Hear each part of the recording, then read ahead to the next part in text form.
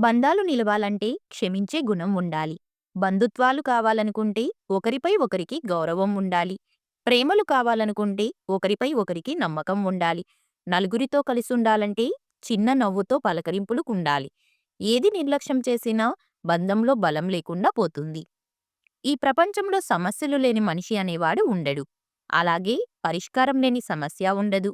జీవితంలో అద్భుతాలు సృష్టించాలంటే కొన్నిసార్లు అవమానాలకు తలవంచాలి.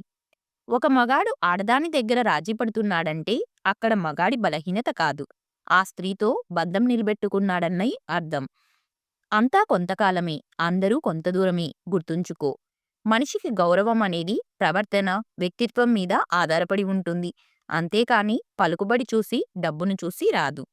మనం ఎంత సంపాదించినా జీవితంలో ఆనందాన్ని అనుభవించాలంటే మన మానసిక స్థితి కూడా అంతే ఉన్నతంగా ఉండాలి.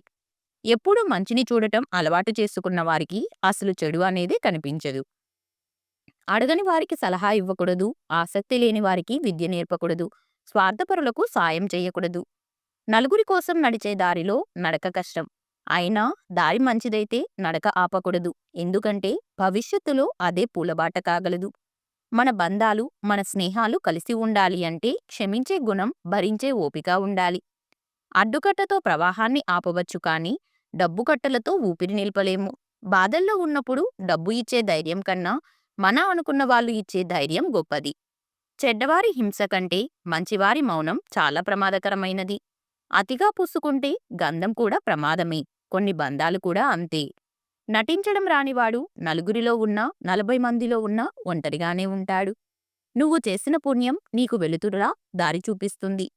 జీవితంలో ఎప్పుడూ ఊహించని పరిస్థితులే ఎదురవుతాయి.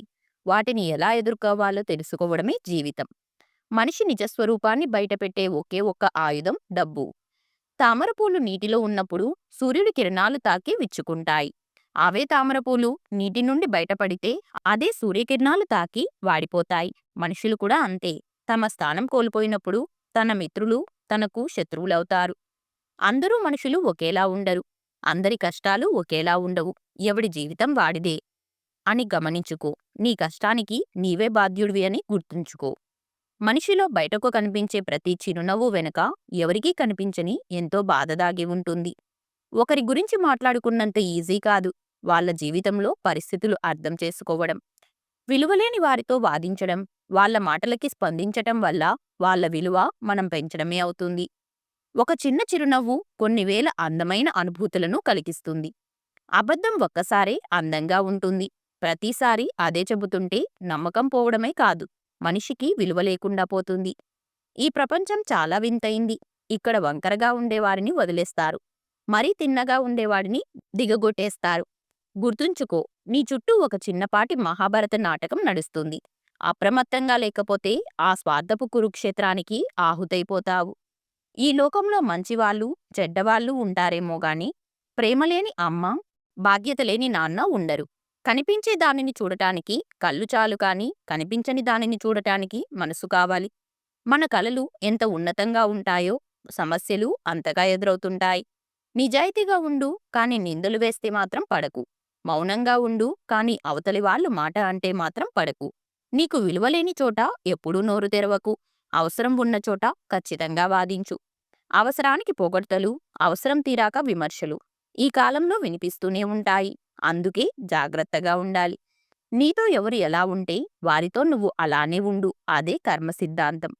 కాలానికి కళ్ళు ఉండకపోవచ్చు, కానీ పాపానికి మాత్రం కర్మ తప్పనిసరిగా ఉంటుంది.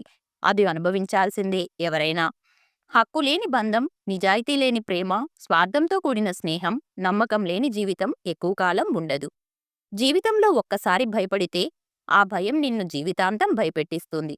అదే ఒక్కసారి తెగిస్తే ఆ తెగింపు జీవితాంతం నిన్ను తలెత్తుకునేలా చేస్తుంది.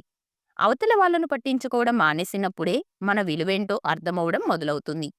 ఇతరుల దారిలో గాజు పెంకులు చల్లేవాడు చివరికి అవి గుచ్చుకునే మరణిస్తాడు. దేనికి తొందరపడకు. ఏం జరిగినా బాధపడకు. వేచి చూడు. కాలం విచిత్రమైనది. ఊహించని సంఘటనలు ఎన్నో జరగవచ్చు. అందరి కష్టాల్లో అండగా నిలిచే వ్యక్తికి కష్టం వచ్చినప్పుడు తోడుగా నిలిచేందుకు ఎవ్వరూ ఉండరు.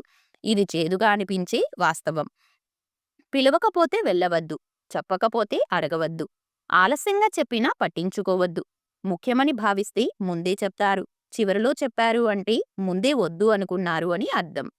మంచి మనసున్న వారికి భగవంతుడు అనేక కష్టాలను కల్పించినా అంతకు రెట్టింపు సంతోషాలను అనుగ్రహిస్తాడు. ధైర్యంగా ఉండండి. ఈ వీడియో మీకు నచ్చితే please like, share and subscribe to our channel. అలాగే ఈ వీడియోలో మీకు ఏ క్వైట్ నచ్చిందో తప్పకుండా కామెంట్ చేయండి. Thank you.